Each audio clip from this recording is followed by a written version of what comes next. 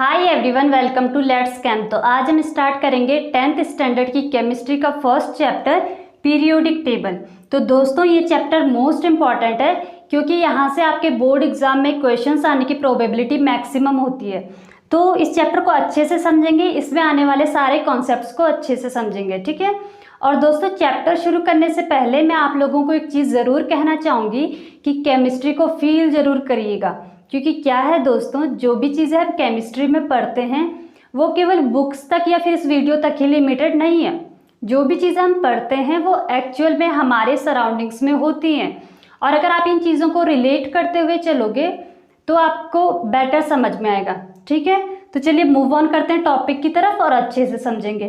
तो सबसे पहला क्वेश्चन आता है कि पीरियोडिक टेबल है क्या और इसकी ज़रूरत आखिर पड़ी क्यों। तो क्या है दोस्तों, नेचर में एलिमेंट्स की बहुत सी वैरायटीज़ हैं। कुछ एलिमेंट्स के नाम आपने शायद सुने होंगे, जैसे कि कार्बन, नाइट्रोजन, ऑक्सीजन, हाइड्रोजन। ये कुछ कॉमन से एलिमेंट्स हैं ना, इनके नाम आपने शायद सुने होंगे। तो इसी तरह से नेचर में बहुत सारे एलिमेंट्स हैं, और जो अभी तक के जो टोटल नोन एलिमेंट्स हैं उनका नंबर है 118। 118 ऐसे एलिमेंट्स हैं जिनकी डिस्कवरी अभी तक हो चुकी है, ठीक। तो क्या है दोस्तों, जो ये 118 एलिमेंट्स हैं इनकी अपनी अपनी कुछ प्रॉपर्टीज़ हैं, कुछ फिजिकल प्रॉपर्टीज़ हैं और कुछ केमिकल प्रॉपर्टीज़ हैं, और वो भी बहुत बहुत बहुत वाइड रेंज में। तो क्या ये हमारे लिए पॉसिबल हो पाता कि हम इन 118 एलिमेंट्स की प्रॉपर्टीज़ को, इनकी स्टडी एक साथ कर सकते, इनकी फिजिकल प्रॉपर्टीज़, केमिकल प्रॉपर्टीज़ को एक साथ समझ सकते? तो ये हमारे लिए बिल्कुल भी पॉसिबल नहीं था। तो इसी प्रॉब्लम का सॉल्यूशन अब निकला, वो सॉल्यूशन थी हमारी ये पीरियोडिक टेबल। हमने क्या किया, जो ये 118 एलिमेंट्स थे इनको एक टेबल में प्रॉपरली ऑर्गेनाइज किया। हमने क्या देखा, जो ये 118 एलिमेंट्स थे इनमें काफ़ी सारे ऐसे एलिमेंट्स थे जिनकी प्रॉपर्टीज़ मैच कर रही थी, सिमिलर प्रॉपर्टी वाले एलिमेंट्स प्रेजेंट थे। तो जिन एलिमेंट्स की प्रॉपर्टीज़ मैच कर रही थी उन एलिमेंट्स की हमने ग्रुपिंग करना शुरू कर दी। जैसे स्कूल में होता है ना, टीचर्स क्या करते हैं, जिनको आर्ट्स पसंद है, जिन बच्चों को आर्ट्स अच्छी लगती है उनको एक ग्रुप में रख देते हैं, जिनको साइंस अच्छी लगती है उनको एक ग्रुप में रख देते हैं, जिनको कॉमर्स अच्छी लगती है उनको एक ग्रुप में रख देते, करते हैं ना। तो ऐसे ही हमने क्या किया, जिन एलिमेंट्स की प्रॉपर्टीज़ मैच कर रही थी उनकी ग्रुपिंग करना शुरू कर दी। तो ग्रुपिंग करने के बाद हमारे लिए बहुत ही ईजी हो गया इन 118 एलिमेंट्स की स्टडी करना। अगर हम अभी देखें जो हमारी मॉडर्न पीरियोडिक टेबल है उसमें अगर हम फर्स्ट ग्रुप को लें, आपका lithium, sodium, potassium, rubidium, caesium, francium.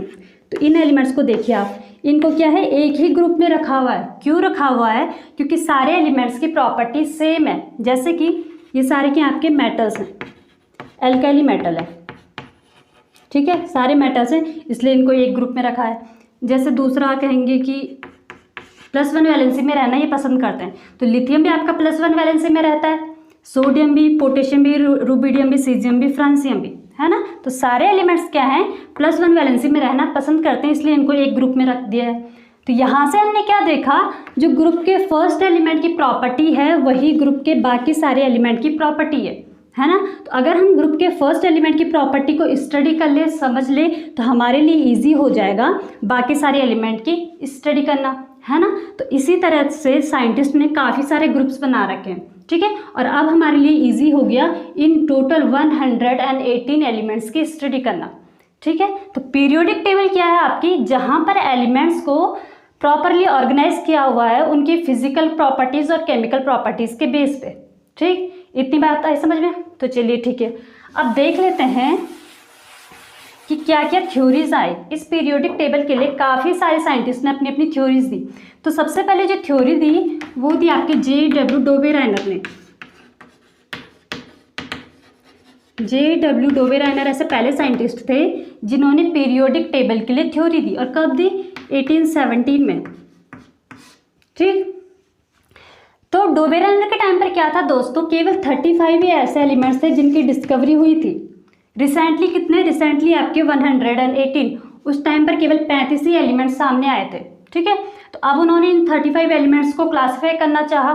तो इनको क्लासीफाई करने के लिए उन्होंने एक बेसिक पैरामीटर लिया। वो बेसिक पैरामीटर क्या था, मास, एटॉमिक मास। अब ये एटॉमिक मास क्या होता है, तो दो चीज़ें होती है, एक होता है आपका एटॉमिक नंबर, एक होता है एटॉमिक मास। तो देखिए हम सपोज करते हैं जो हमारा एटम होता है वो क्या है, स्फेयर होता है, गोला होता है, जिसके सेंटर में होता है न्यूक्लियस, और न्यूक्लियस में होते हैं आपके प्रोटॉन्स और न्यूट्रॉन्स, ठीक है। और इसके सराउंडिंग्स में होती हैं ऑर्बिटल्स जिनमें होते हैं इलेक्ट्रॉन्स।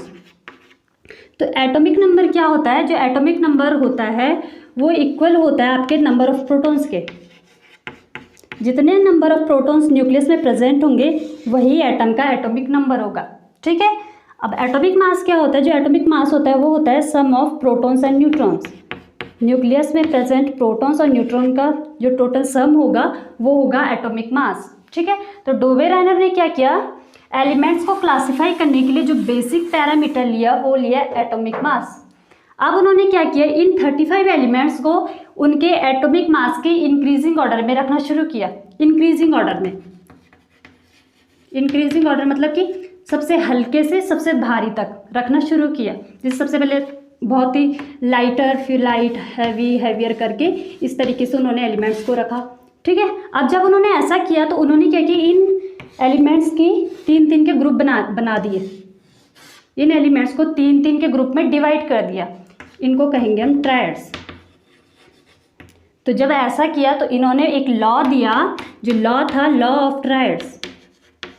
लॉ ऑफ ट्रायड्स करके एक लॉ दिया। ट्रायड्स यानी कि अ ग्रुप ऑफ 3, किन्हीं भी 3 का ग्रुप, जैसे 1 2 3, 1 2 3 आपका एक ट्रायड है, ABC एक ट्रायड है, तो किन्हीं भी 3 का जो ग्रुप होता है उसे ट्रायड कहते हैं, ठीक। तो इस लॉ में उन्होंने क्या कहा, इन्होंने क्या कहा, सपोज हमारे पास ABC कोई 3 एलिमेंट्स हैं जिनको एटॉमिक मास के इंक्रीजिंग ऑर्डर में रखा हुआ है। तो इसमें जो आपका सेंट्रल वाला एलिमेंट होगा इसका एटॉमिक मास साइड के दोनों एटम्स के एटॉमिक मास के एवरेज के इक्वल होगा, ठीक है। तो नोट कर लीजिए पहले, the atomic mass of central element will be equal to average atomic mass of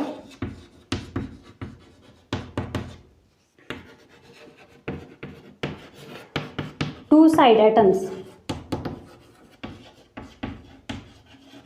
क्या कहा कि जो सेंटर वाला एलिमेंट होगा उसका एटॉमिक मास दोनों साइड के दोनों एटम्स के एटॉमिक मास के एवरेज के इक्वल होगा। इसका मतलब the atomic mass of B will be equal to atomic mass of A plus atomic mass of C divide by 2। ऐसे निकलता है ना एवरेज। B का एटॉमिक मास A और C के एटॉमिक मास के एवरेज के इक्वल होगा, ठीक है। तो ये उन्होंने अपने लॉ में कहा। अब देखते हैं इन्होंने कौन कौन से ट्रायड्स बनाए, किन किन एलिमेंट्स के ट्रायड्स बनाए। तो जो पहला ट्रायड बनाया वो बनाया लिथियम, सोडियम और पोटेशियम का।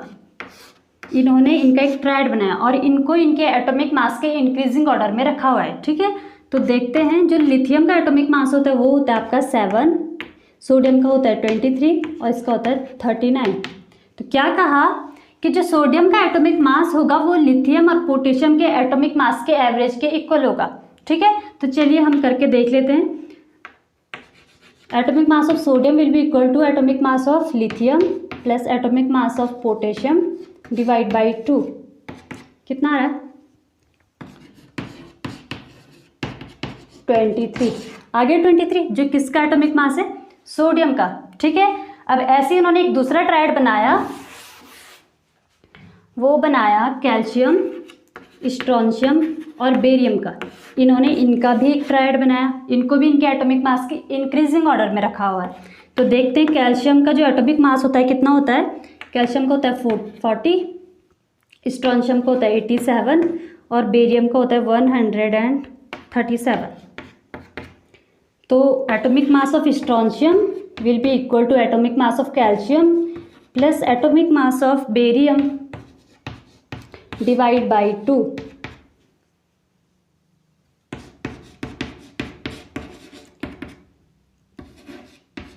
एटी एट जो किसके अप्रॉक्सीमेट है, जो अप्रॉक्सीमेट है आपके स्ट्रोंशियम के एटॉमिक मास के, है ना। तो स्ट्रोंशियम का जो एटॉमिक मास है वो कैल्शियम और बेरियम के एटॉमिक मास के एवरेज के इक्वल है, ठीक है। तो ये उनका लॉ था, लॉ ऑफ ट्रायड, जिसमें कहा कि सेंट्रल वाले एलिमेंट का एटॉमिक मास साइड के दोनों एटम्स के एटॉमिक मास के एवरेज के इक्वल होगा, ठीक। तो ये डोबेराइनर की अचीवमेंट्स थी। अब देख लेते हैं कि क्यों इनका लॉ फेल हो गया। देख लेते हैं डिमेरिट्स। तो डोबेरेनर की जो थ्योरी थी वो क्यों फेल हो गई, क्योंकि देखिए इन्होंने केवल 3 ट्रायड्स बनाए, ओनली 3, केवल 3 ही ट्रायड बनाए। उस टाइम पर टोटल एलिमेंट्स कितने थे 35, लेकिन ट्रायड्स बनाए केवल 3। कौन कौन से, एक आपका लिथियम, सोडियम और पोटेशियम का, दूसरा बनाया कैल्शियम, स्ट्रोंशियम और बेरियम का, और थर्ड बनाया क्लोरीन, ब्रोमीन और आयोडीन का। ठीक है, तो 35 एलिमेंट्स में से उन्होंने केवल 3 ट्रायड बनाए, यानी कि केवल 9 ही ऐसे एलिमेंट्स थे जिनमें क्या हो रहा था, जो सेंट्रल वाला एलिमेंट का जो एटॉमिक मास था वो साइड के दोनों एटम्स के एटॉमिक मास के एवरेज के इक्वल आ रहा था। इसके बाद के जितने भी एलिमेंट्स थे उनमें ये लॉ बिल्कुल भी वैलिड नहीं था। ठीक है, इसकी वजह से उनकी ये थ्योरी फेल हो गई। अब डोबेरेनर के बाद सेकंड साइंटिस्ट आए हमारे न्यूलैंड। तो पीरियोडिक टेबल के लिए सेकंड थ्योरी दी जॉन न्यूलैंड ने। जॉन न्यूलैंड ने पीरियोडिक टेबल के लिए सेकंड थ्योरी दी, और कब दी 1866 में। तो देखिए न्यूलैंड के टाइम तक 56 एलिमेंट्स की डिस्कवरी हो चुकी थी। डोबेरेनर के टाइम पर कितने थे 35, और यहाँ तक आते आते 56 एलिमेंट्स सामने आ चुके थे। अब इन्होंने भी एलिमेंट्स को क्लासीफाई करना चाहा, तो इन्होंने भी एलिमेंट्स को क्लासीफाई करने के लिए जो बेसिक पैरामीटर लिया वो लिया एटॉमिक मास, सेम उन्हीं की तरह। देखिए अर्लियर के जितने भी साइंटिस्ट थे वो एलिमेंट को उनके एटॉमिक मास के बेस पे क्लासीफाई कर रहे थे, लेकिन जो हमारी मॉडर्न पीरियोडिक टेबल है उसमें जो एलिमेंट्स अरेंज्ड हैं वो हैं एटॉमिक नंबर के बेस पर, एटॉमिक नंबर के बेस पे अरेंज्ड है। ठीक है, लेकिन पहले के साइंटिस्ट एटॉमिक मास को ले रहे थे। ठीक है, तो इन्होंने भी क्या किया, इन 56 एलिमेंट्स को इनके एटॉमिक मास के इंक्रीजिंग ऑर्डर में रखना शुरू किया, लाइटर टू हैवियर एटम में। ठीक है, तो देखिए जो जॉन न्यूलैंड थे ये आपके केमिस्ट तो थे ही, साथ में इनको म्यूजिक का भी शौक था। तो इन्होंने जो थ्योरी दी, जो लॉ दिया, उसको उन्होंने म्यूजिक से रिलेट करने की कोशिश करी। कैसे करी अभी देखते हैं। तो न्यूलैंड ने जब इनको अरेंज कर दिया तो एक लॉ दिया आपका, law of octaves. Law of octaves करके एक लॉ दिया। ऑक्टेव्स यानी कि 8 है ना, ऑक्टेव्स हमारे उसमें भी होते हैं, म्यूजिक में भी होते हैं। ठीक है, तो इन्होंने क्या ऑब्जर्व किया, इन्होंने ऑब्जर्व किया कि जो पीरियोडिक टेबल में जो 8वां एलिमेंट आ रहा है उसकी प्रॉपर्टी उसके फर्स्ट वन से मैच कर रही है। लिख लीजिए, the every 8th element, every 8th element will have similar property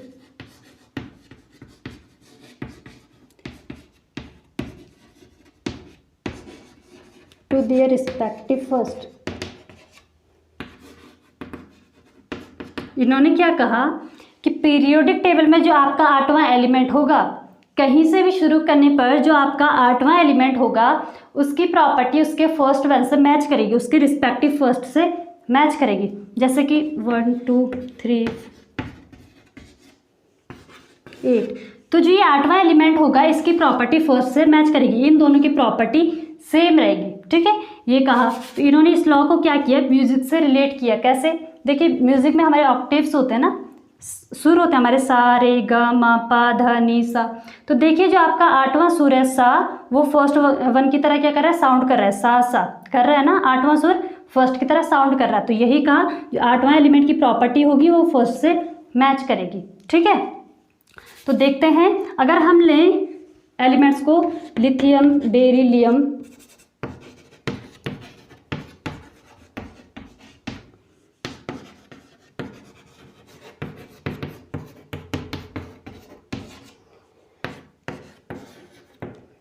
तो क्या कहा, कहीं से भी शुरू करने पर, है ना।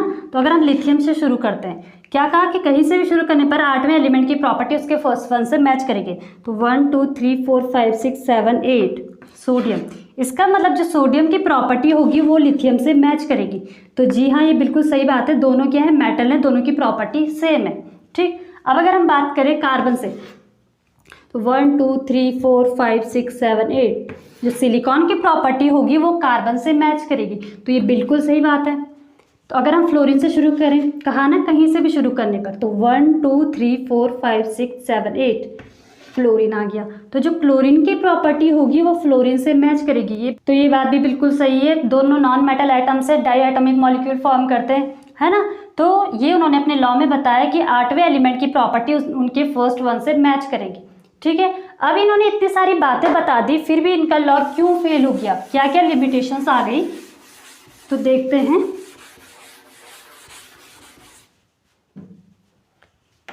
लिमिटेशंस, तो जो फर्स्ट लिमिटेशन थी, जो इनका लॉ था, केवल एप्लीकेबल था लाइटर एलिमेंट्स के लिए, only applicable for lighter elements.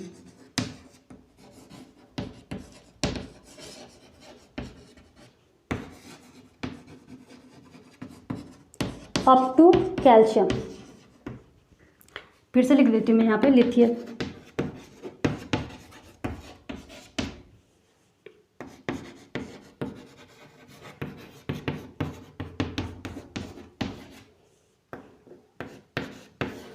क्या कहा, क्या लिमिटेशन थी कि जो इनका लॉ था केवल वैलिड था आपके लाइटर एलिमेंट्स के लिए। ये सारे आपके लाइटर एलिमेंट्स हैं, लाइटर एलिमेंट्स, हल्के तत्व, कैल्शियम तक, ठीक है, अप टू कैल्शियम तक, केवल कैल्शियम तक ही उनका ऑक्टेव का लॉ वैलिड था। कैल्शियम के बाद जितने भी एलिमेंट्स आ रहे थे उनमें उनके 8वें एलिमेंट की प्रॉपर्टी उसके फर्स्ट वन से मैच नहीं कर रही थी। टोटल एलिमेंट्स कितने थे, 56, कैल्शियम कितना है, 20। तो 20 के बाद जितने भी एलिमेंट्स आ रहे थे उनमें 8वें एलिमेंट की प्रॉपर्टी उनके फर्स्ट से मैच नहीं कर रही थी, जिसकी वजह से उनका ये लॉ फ्लॉप हो गया। ठीक है, अब सेकेंड लिमिटेशन क्या थी, सेकेंड लिमिटेशन थी नोबल गैसेस। देखिए न्यूलैंड के टाइम पर 56 एलिमेंट्स थे, लेकिन उनमें से कोई भी नोबल गैस नहीं थी। लेकिन न्यूलैंड के बाद क्या हुई, नोबल गैसेस के सामने आ गई। तो जो नोबल गैसेस की जो पोजीशन है वो आपके इन हेलोजेंस के जस्ट बाद में, जैसे कि नियॉन, आर्गन, क्रिप्टॉन, हीलियम, है ना। तो हेलोजेंस के जस्ट बाद इनकी पोजीशन है। तो जैसे ही न्यूलैंड के बाद नोबल गैसेस सामने आ गई, उनका ये जो लॉ था पूरी तरीके से फेल हो गया। उन्होंने क्या बताया अपने लॉ में कि जो 8वां एलिमेंट होगा उसकी प्रॉपर्टी फर्स्ट से मैच करेगी। तो अभी करके देखते हैं, लिथियम से शुरू करते हैं। 1 2 3 4 5 6 7 8। अभी आपका 8वां एलिमेंट कौन है, नियॉन।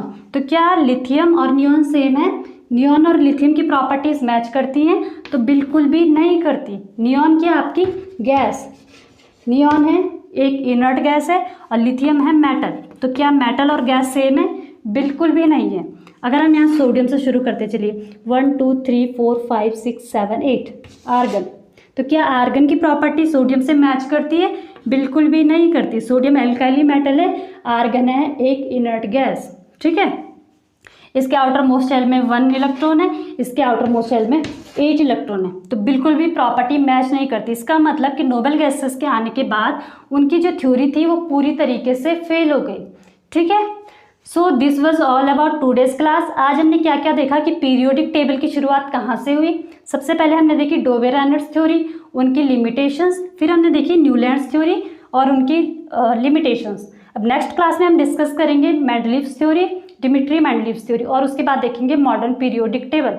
आई होप जो मैंने यहाँ पे समझाने की कोशिश करी आपको समझ में आया हो, और अगर आपको वीडियो अच्छी लगी हो तो प्लीज़ वीडियो को लाइक कीजिए, शेयर कीजिए, सब्सक्राइब कीजिए हमारे चैनल को।